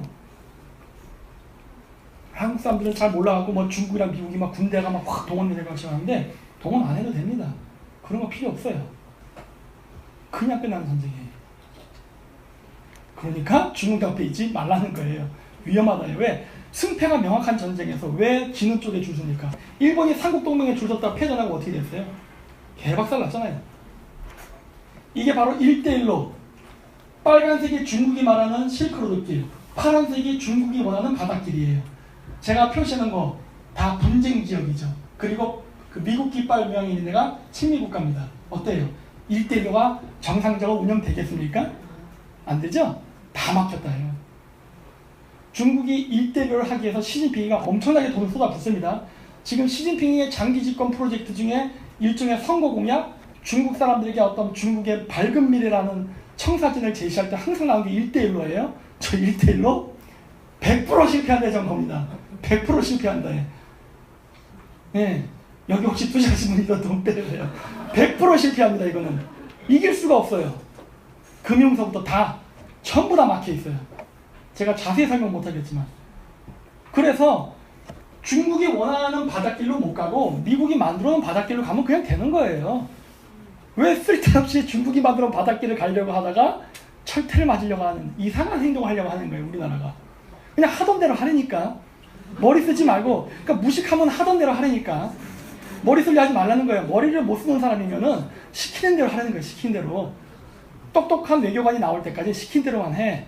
나중에 똑똑한 외교가 나오면은 잘 씌워 붙여서 더 이익을 보게 하면 되니까 머리 쓰지 말아요. 바보는 머리 쓰면 안 됩니다. 시킨 대로 해야 돼요. 네. 실크로드도 마찬가지예요. 어떻게 저길 뚫고 가겠냐는 거예요. 저거 할 수 있겠냐는 거예요. 우즈베키스탄의 테러리스트들이 철도를 장악하고서 농성을 벌인다. 한국군 여기 파견할 수 있어요? 미국처럼 네이비 실리는 부대가 막 헬리콥터로 쫙 낙하해갖고 막 우즈베키스탄의 반군들 두두두 막 죽이고 막 하고서 철도를 지키고 이런 거 가능할까요? 한국이? 못한다니까요. 그래서 안 된다는 거예요. 그래서 응? 안 되는 길을 왜 자꾸 하려고 하고 자꾸 중국 애들이 얘기하니까 한국에서 막 여론 호도해갖고 투자하라고 돈 받고 하는 걸 왜 하냐는 거예요. 응? 이거 투자하면 어차피 없어지는 돈인데 이 돈 그대로 다 미국이나 일본이나 유럽 애들이 가져갑니다. 이거 금융 장난쳐가지고 중국 다 뺏겨요 이거. 그래서 우크라이나를 제가 얘기를 많이 해요. 우크라이나가 굉장히 잘 살던 나라예요. 무지무지 잘 살던 나라입니다. 소비에트 시절에도 여긴 참 여유롭게 살았던 나라예요. 풍요로웠죠. 지금도 키예프 가면요 정말 멋있습니다. 도시가 끝내줘요. 서울보다 더 멋있어요. 왜? 그 고풍스러운 그 막 500년 된 건축 양식들 막 쫙 있고 정말 멋있어요. 유럽의 어느 도시 못지 않습니다. 그런데 무진장 못 살아요. 아주 똥구녕이 찢어지게 가난한 나라입니다 지금. 네. 왜 이렇게 됐느냐? 제가 이런 말을 써서 좀 그런가요? 죄송합니다. 제가 원래 좀 말이 험해서 어쨌든 간에 제가 중간중간 이런 말이 나오더라도 이해해 주십시오. 네? 박사라고 고상한 말 쓰는 거 제 취향이 안 맞습니다. 그런데 어쨌든 간에 그러한 문제가 생긴 이유가 뭐냐면 파이프라인하고 또 관련이 있어요. 우크라이나 쪽을 통과해서 러시아의 파이프라인이 들어갑니다. 유럽 사람들이 우크라이나를 통과하는 파이프라인으로 원유나 가스를 수입을 하는데 우크라이나가 우리나라처럼 좌우로 갈라져서 맨날 싸웠어요. 좌우 나눠서 맨날 좌파 정권 들어섰다 우파 정권 들어서 좌파 우권 좌우 막 이러니까 어떻게 돼요? 정책이 개판되고 경제 정책이 제대로 안 가고 외교 다 무너지고 지금의 한국처럼 그러면서 경제가 폭삭 망하니까 더 혼란스러워진 거예요. 그랬다 그때 좌파 정권이 들어서요. 친러파 대통령이 들어섭니다. 그러다 보니까 어떻게 된 거예요? 서방에서 자원이 빠져나가기 시작해요. 왜? 처음에는 기대를 하죠. 야, 우리가 우크라이나를 도와가지고 이거 우리 서방의 편으로 만들자. 그래서 우크라이나를 키워갖고 러시아를 방어하자. 왜? 우크라이나라는 나라는 러시아의 중간에 있어요. 그러니까 우크라이나가 유럽의 편이면은 러시아의 침략을 막는 방패막이가 되는 거예요. 그래서 지원하는 거예요. 그래서 우크라이나를 너가 잘 살아야 우리가 잘 살 수 있어요. 인도주의 이런 거 없어요. 국제관계에. 자기네들이 국방비를 덜 쓰고 경제개발에만 돈을 투자해서 더 부자가 되기 위해서 경계선에 있는 국가를 지원을 해가지고 너 군대 키워 이렇게 하면서 돈 준 거예요. 그래서 경제발전도 시키고 한국도 그래서 경제발전을 한 것이고. 근데 문제는 뭐였느냐, 우크라이나는 너무 빨리 민주화가 되다 보니까 어떤 경제개발 정책을 한 번에 쫙 추진을 못 해버려요. 왔다 갔다 하다 보니까 외국에서 자본은 들어오는데 서로 정권 바뀌면 그 돈 헤쳐먹느라 정신이 없어갖고 이권 먹다가 부정부패 발생하고 뭐 이러고 하면서 다 무너져 버린 거예요. 그래서 가난해지니까 어떻게 돼요? 러시아로부터 공급받던 가스 결제 대금을 못 냅니다. 돈이 없어서, 가난해서. 그러니까 러시아가 삐져가지고 파이프라인을 끊어버린 거예요. 그때 막 난리를 치는 거예요. 그런데 그때 친러파 정권이 여기 들어서 있으니까, 근데 친러파 정권 들어서 있는데 이 서쪽에 있던 우크라이나 사람들이 친미, 친유럽적인 사람들이 이 정권을 엎어버리죠. 그러니까 어떻게 돼요? 이 대통령이 모스크바로 도망가요. 형님 도와주세요 하고. 그때 갑자기 러시아군이 쭉 들어와서 크림반도 점령하고 이쪽 지역도 좀 점령하려고 하죠. 그게 2014년 2월 달이에요. 2월 24일인가 2월 14일인가 그래요. 그때 쳐들어와서 그때 나토군이 야 우리 러시아가 쳐들어왔으니까 우리 힘을 합쳐서 몰아내자 라고 하는데 유럽이 나 안 할래 그래 버린 거예요. 나는 이 전쟁에 참가 안 할래. 왜 그랬을 것 같습니까? 2월 달이에요. 2월 달. 동지가 있는 날. 무지무지 춥죠? 러시아로부터 파이프라인으로 가스와 원유를 공급받아야 되는데 어떻게 독일과 프랑스가 개길 수 있습니까? 러시아에. 저 상황에서. 푸틴이 파이프라인 끊을까? 그러니까 아이고 잠깐만 기다려보세요 하고 우리 대화를 합시다 이러는 거예요. 어? 우리 말로 합시다. 미국은 아니야 우리 강력하게 나가야 되는데 유럽이 나 그러면 중립할래 이런 식으로 해버리고 협조를 하는 거예요. 그러니까 어떻게 된 거예요? 우크라이나는 땅 뺏겼죠. 땅도 뺏기고 경제 더 올라내졌죠. 나라는 둘로 쪼개졌죠. 이렇게 되는 거예요. 경계선에 있다고 해서 손해보는 게 아닙니다. 아까 얘기했죠? 경계선에 있기 때문에 투자 자금이 들어오는 거예요. 왜? 자기들의 유럽 국가들이 자기들을 방어하기 위해서 키우는 거예요. 우리 이 나라가 만약에 저기 마다가스카르나 이런 데 있었으면 과연 그러한 지원을 받았을까요? 안 받죠. 왜? 아무 이해관계가 없잖아요. 있기 때문에 지원도 받는 거예요. 근데 이거는 얘네들은 제대로 활용을 못했죠. 결국 그래서 이 나라는 아작이 나버렸죠. 그랬는데 나중에는 유럽연합이 힘을 합칩니다. 왜 합치느냐? 우크라이나 사태가 일어나고 한 달 뒤에 아이시스가 시리아를 점령하고 이라크를 점령하면서 막 팽창합니다. 빨간색 쳤는데 검정색이 유전지대예요. 이 지역을 점령하면서 중동 지역의 유전지대를 하나둘 점령하기 시작하는 거예요. 몰라? 이상하네. TV 나올려나? 안 나오는구나. 원래 전쟁이 발생하면요 국제유가는 올라갑니다. 늘 그래왔어요. 호르무즈를 이란이 옛날 때 뭐 길을 막아버린다, 뭐 쿠웨이트에서 일어났던 전쟁, 이라크 전쟁 등등 전쟁이 발생하면 반드시 유가는 올랐어요. 왜? 이 지역에 중동 정세가 불안해지면 석유를 갖고 나오기가 힘드니까 당연히 어려워지죠. 근데 이번에 잘 보십시오. 아이시스 사태 때는 유가가 떨어졌습니다. 아이시스 사태 이전에는 유가가 한때 147불까지 나와요. 배럴당. 피크를 쳤는데 쭉쭉 떨어지더니 30불대로 떨어져요. 24불까지 떨어졌나 그래요. 25불인가 24불인가 한때. 지금은 한 50불대에서 왔다 갔다 하는 걸로 알고 있는데 떨어졌어요. 기름값이. 자, 문제는 뭐냐? 러시아 쪽으로부터 배럴당 130불에 사야 했던 석유를 아이시스가 테러를 하기 위해서 유전지들을 점령하고 30불에 팔아버리네? 그럼 유럽연합은 어떻게 하면 돼요? 이거 마진이 많이 나는 장사가 아니고 비즈니스도 되고 자국 국민들 안전하게 난방이나 그 에너지를 공급할 수 있네? 그럼 어떻게 되는 거예요? 일로 가는 거죠. 네? 국제사회는 이렇게 움직이는 거예요. 네? 아시겠습니까? 결국 이 동네는 우크라이나 사태 때문에 된통 된소리를 맞았네. 이게 뭔 일이야. 남이 동네 분쟁이 결국 중근동까지 확장돼 버린 거란 말이에요. 그리고 이거를 막아줘야 될 유럽 국가들이 오히려 부추겨주는 거예요. 왜? 러시아를 제재를 가하기 위해서는 에너지가 필요한데 그 에너지가 오는 데가 여기거든. ISIS 사태가 왜 안 끝난지가 보이시죠? 러시아 죽이기입니다. 러시아 죽이기. 네. 러시아의 유가는 비싸거든요. 기름값 훅 떨어뜨려가지고. 중동에 석유 많아요, 여기는. 그러니까 기름값이 쌉니다. 그러니까 이런 식으로 공격을 하면은 러시아도 죽죠. 지금 러시아 경제가요, 정말 흔들흔들합니다. 바람 앞에 등불이 될 정도로 위기예요. 근데 땅은 넓으니까 먹고는 다 살아요. 먹고는 사는데 어디가 그러면 러시아가 위험하냐? 대도시들이 위험한 거예요. 바로 공업국가가 된 지역이 제일 위험해져요. 시골은 농촌국가니까 상관없어요. 사람들이 그런 얘기를 해요. 북한 사람들 얘기할 때 북한을 경제 제재를 막 취하면 북한들이 쫄쫄 굶어 죽으면서 와 쿠데타가 일어날 것이다. 아니랍니다. 그 착각이에요. 왜 그런지 아세요? 걔네들은 늘 그렇게 살아왔어요. 늘 그렇게. 제가 카자흐스탄에 있었잖아요. 카자흐스탄이 경제 성장했다 2008년도 금융위기가 와서 경제가 폭락을 했어요. 난리가 났죠. 그때 다 죽는다고 생각했어요. 와, 이제 카자흐스탄은 망했다, 끝이다. 아니요. 국민들은요, 여전히 태평이에요. 왜? 나는 원래 늘 이렇게 살아왔어. 그렇게 된 거예요. 그건 누가 손해본 거예요? 부자들이죠, 부자들. 부자들이 손해본 거예요. 이번에도 북한을 경제 봉쇄를 취하면은 아마 북한 주민들이 쿠데타를 일으키진 않을 겁니다. 군부 세력이 일으킬 거예요. 요즘 지도 보니까 사진 보니까 평양이 꽤 건물이 많이 올라갔더라고요. 무기 많이 팔아먹고 마약 팔아가지고 꽤 멋진 삶을 살고 있더라고요. 자본주의에 꿀을 먹었네. 야, 이거 나중에 자원 끊기면은 미치고 환장한 애들은 군 간부들이에요. 군 간부들이 김정은을 죽일 수도 있죠, 이렇게 되면.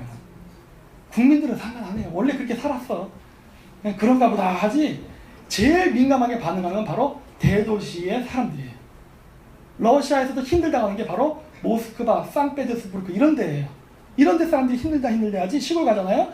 태평해요. 집에도 보드카 마시고 놀고 팅자 놀아요. 왜? 늘 그런 삶이었거든. 네. 여기도 훅 가는 거죠. 그래서 우크라이나 보십시오. 꼴찌예요, 꼴찌. 몽골보다도 경제가 낮아요. 와, 몽골 못 살거든요. 혹시 몽골은 가보신 분 계시죠? 몽골 어때요? 좋습니까? 저희 매우 춥고 음식도 좀 그렇고 더 나빠요. 몽골보다 못 살아요. 카자흐스탄은 저 꼭대기 위에 있어요. 지금 통계상으로는 카자흐스탄이 러시아보다도 잘 삽니다. 폴란드도 저렇게 잘 살죠? 폴란드가 왜 잘 살까요? 러시아랑 국경을 하고 있잖아요. 러시아랑 국경을 다고 있기 때문에 폴란드가 방패바위가 되니까 서방 국가들이 폴란드를 키워준 거예요.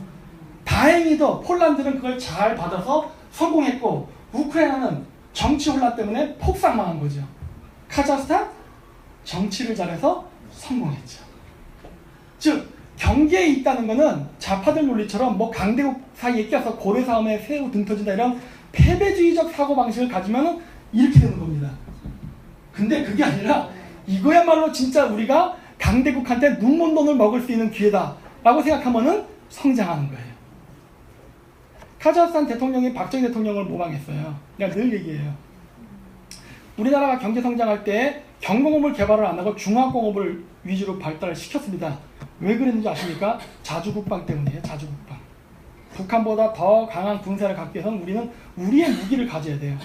그러려면 중화공업이 발전해요. 철강, 화학, 재련 이런 것들이. 근데 이런 것들은 개발해봐야 쓸모가 없어요. 예를 들어서 과산화수소를 만들었어요. 그럼 여러분들 사시겠습니까? 황산 나트륨을 생산했어요. 사실래요? 뭐 했을까요? 뭐해? 그쵸?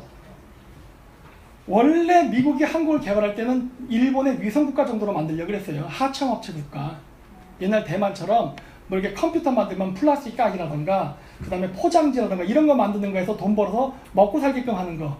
그리고 이제 미국이 무기를 팔아먹으려고 그랬죠. 그 돈 벌면은 비싼 무기 갖고 와서 팔면은 우리는 요런 거 막 1000만 개 팔아가지고 비행기 한 대 사고 요렇게 하려고 했었던 거죠. 근데 중화공업을 개발했지. 왜? 우리가 직접 무기 만들려고.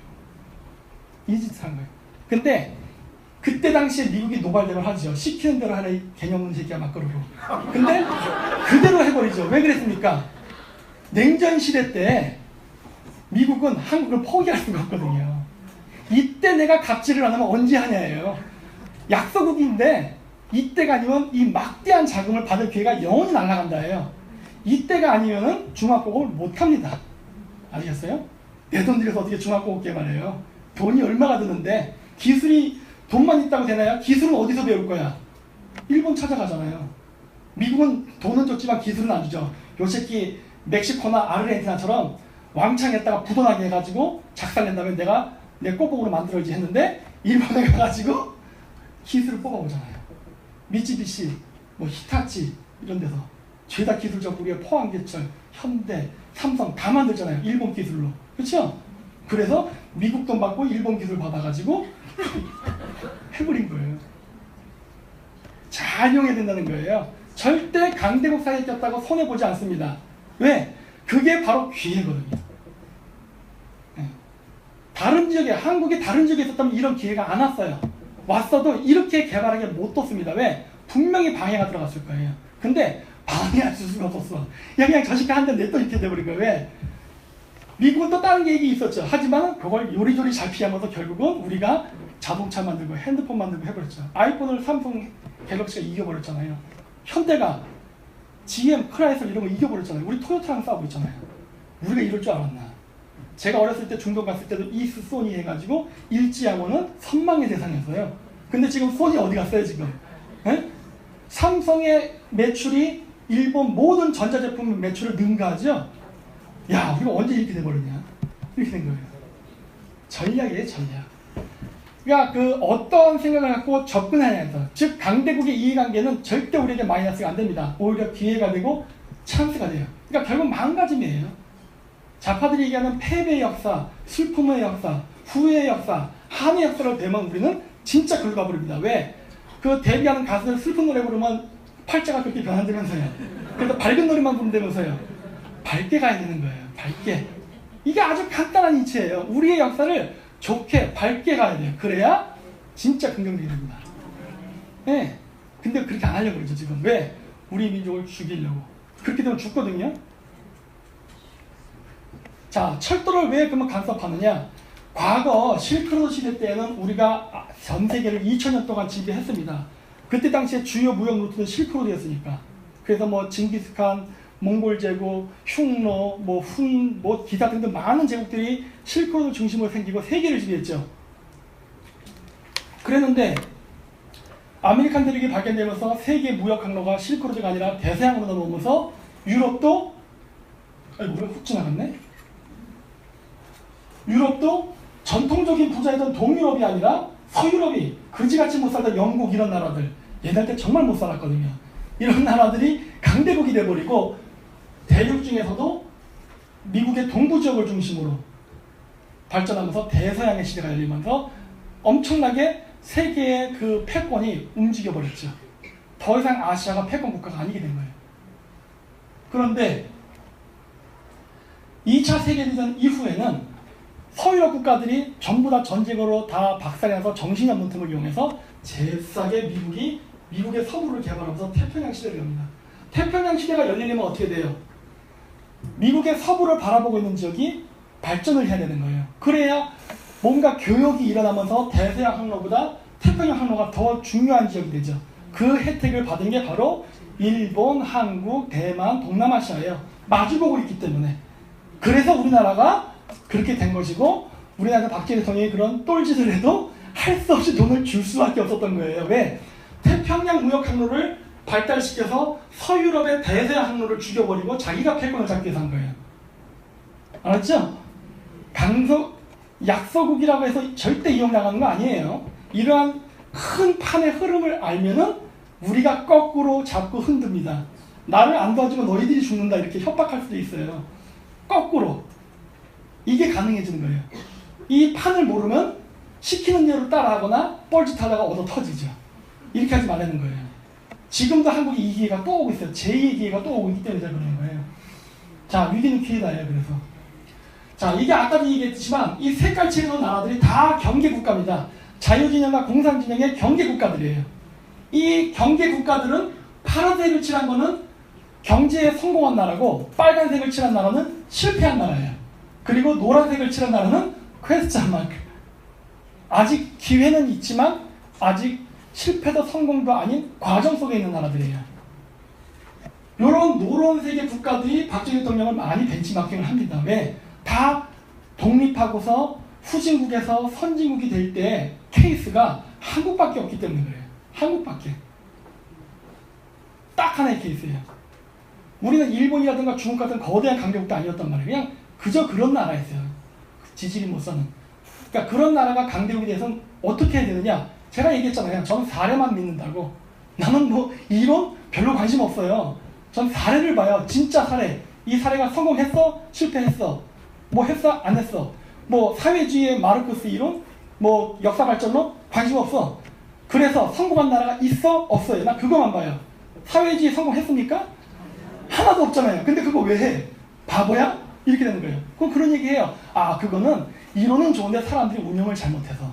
그게 아니라 이론도 잘못된 거예요. 왜? 사람은 욕심이 있다니까요. 욕심이 없고 공평하게 나눠가는다? 누구 마음대로. 그러면 여태까지 인류 역사에 기록되는 이 6,000년의 이 기록 문화 역사의 기록 속에서 왜 이런 일이 왜 일어났는데? 남에게 베풀기 위해서 전쟁한 거예요? 남의 걸 뺏기 위해서 전쟁한 거지. 정확히 세상을 인식을 못하는 거예요. 왜 전쟁이 일어나고 왜 외교가 일어나고 왜 갈등이 일어나고 근본적인 원인에 대해서는 전혀 분석도 안 하고 머릿속으로 상상만 해가지고 오 아름다운 이론 이것이야말로 우리가 추구해야 될 길. 그건 죽음의 길인데 정확하게 현실 분석해야죠. 그래서 우리나라의 사례가 모범이 된다는 거예요. 이 나라 대통령 카자흐스탄 성공했잖아요. 지금 구소련 국가 독립한 나라 중에 제일 잘 산 나라가 카자흐스탄이에요. 이제 2등이 러시아예요. 그래서 러시아 사람들이 엄청 자존심에 상처를 받았습니다. 왜? 우리가 지배했던 나라인데 이게 마음속에 있거든요. 우리 꼬봉이었어. 근데 우리보다 잘 살아? 엄청 자존심이 상하죠 지금. 사실 한국 사람들이 경제 개발할 때 뭐였어요? 우리 일본을 이기자 했어요. 그렇죠? 우리가 일본 아직 못 이겼죠. 카자흐스탄 성공했어요. 러시아 이겼어요. 네. 그러니까 이제 푸틴이 열받았죠. 우리도 해야 돼요. 좀 많이 늦었죠. 많이 늦었고 그렇게 되게 두진 않을걸요 아마? 국제관계 속에서. 카자흐스탄은 바로 이런 걸 잘 이용한 거예요. 독립국가가 된 이후에 바로 과거 공산진영과 민주진영의 그 사이에 강대국의 사이에 껴서 고래사원의 세옥이 등 터진다는 생각을 한 게 아니라 이것은 나에게 기회다라고 생각했기 때문에 된 거예요. 예전에 모든 건 결국 마음가짐입니다. 네? 결국 그러면서 그 사례를 연구한 거죠. 그럼 우리가 이 위기 속에서 어떻게 극복할 것이냐 하다 보니까 박정희 대통령이 나온 거예요. 그래서 제국주의 같은 거 얘기 많이 합니다. 운동권 애들이. 그래? 그건 제가 비교해보자 한 거예요. 모든 나라는 제국주의를 추구합니다. 나라가 강해지면. 영토를 확장하고. 다 그래요.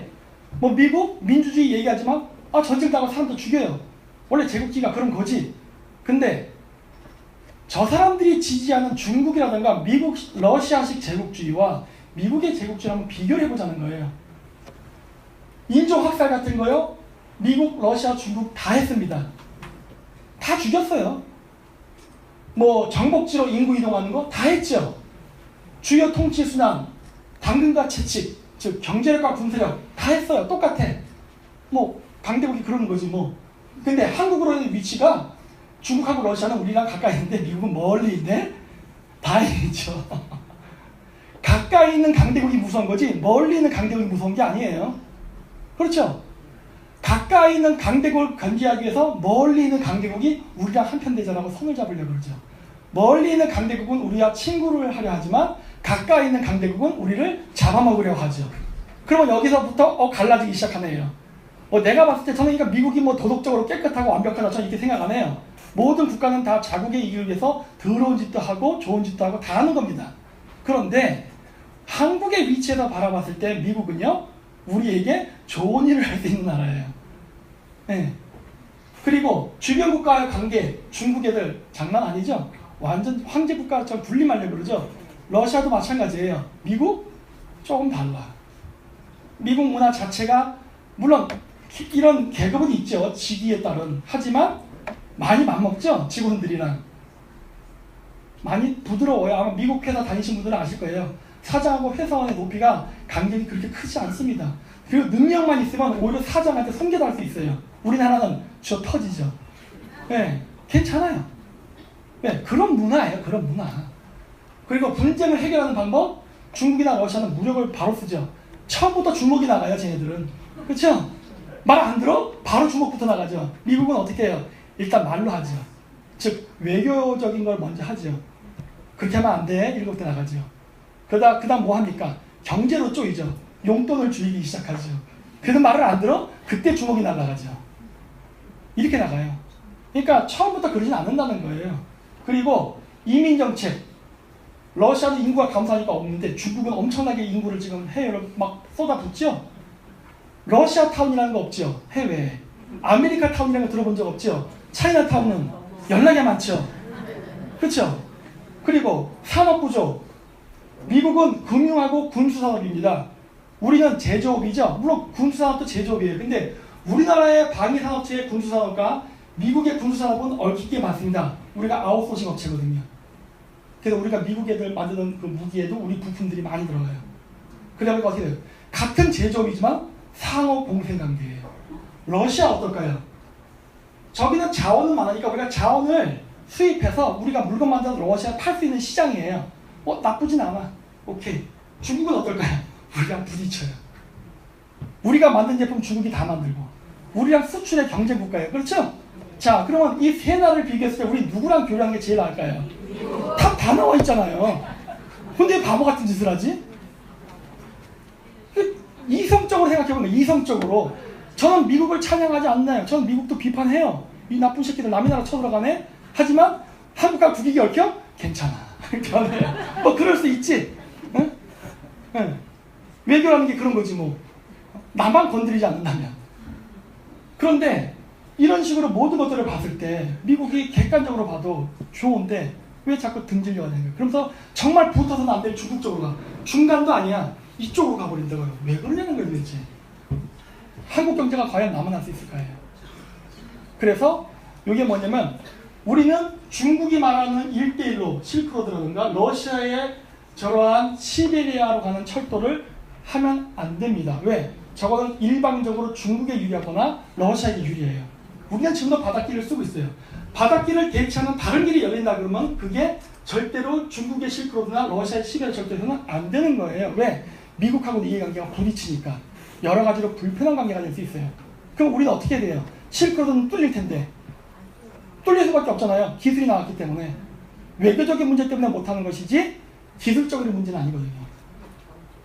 바로 제3의 루트를 만들어야 돼요. 제3의 루트. 우리의 이익이 반영되는, 즉 일방적으로 중국이나 러시아 영토를 통과하는 게 아니라 한국, 중국, 몽골, 카자흐스탄 등등 여러 국가가 통과하게끔 만들어야만 여러 국가가 이해관계가 얽히면서 특정 국가가 폐지하려고 해도 못 폐지하게 만들죠.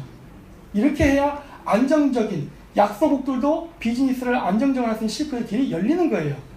그리고 이렇게 해야만 미국 애들도 여기다 투자 자금을 집어넣으면서 자기 돈도 거기다 꼬라박았으니까 저거를 부순다든가 이런 일을 못하게 분탕질을 못 치게 하면서 얽고 해야 되는 거예요. 그게 바로 세계화 경제예요. 세계 경제가 계속 복잡하게 얽혀 있잖아요. 누가 일방적으로 때려서 막 할 수 있는 게 안 되는 거예요. 왜? 이권관계가 복잡하게 얽혀 있다고요. 그러면 쉽게 못 부숩니다. 그래서 우리가 우리의 방식으로 실크로드를 뚫어야 되고 거기에 우리 돈을 투자해야 되는 거예요. 왜 강대국들이 자신들의 패권을 잡는데 우리 돈을 쏟아붓습니까? 그것도 질 국가한테. 이기는 국가도 아니고. 그래서 이런 식으로 만약에 분쟁이 생긴다면요, 아시아 지역에서 우리는 미국의 셰일가스를 수입하는 게 제일 안전해요. 그리고 우리의 제품을 미국 쪽으로 수출하는 게, 중국에다가 보이콧 하는 거잖아요. 세컨더리 보이콧 들어가죠. 중국 제품 안 들어가는 것만큼 우리가 미국에다 팔아먹을 수 있어요. 그렇죠? 중국 애들 그래서 삐져가고 우리나라 제품 안 사준다? 필요 없어. 우리 미국에다 팔아먹으면 돼요. 우리는 돈 벌 구멍이 있어요. 단 미국하고 좋은 관계를 가져요. 이게 가능한 거죠. 그리고 석유? 이렇게 태평양 올라오는 거는 분쟁이 발생하면 못 갖고 올 수 있어요. 미국의 셰일가스 서쪽에서 나잖아요. 다행히도. 이거 이렇게 오면은 제7함대의 본부가 있는 하와이, 홋카이도 이렇게 통과해서 오는데 어떻게 중국 애들이 여기 와서 바닷길을 자르고 협박할 수 있겠어요? 불가능하죠? 안전하게 들어오잖아요, 우리가. 그렇죠?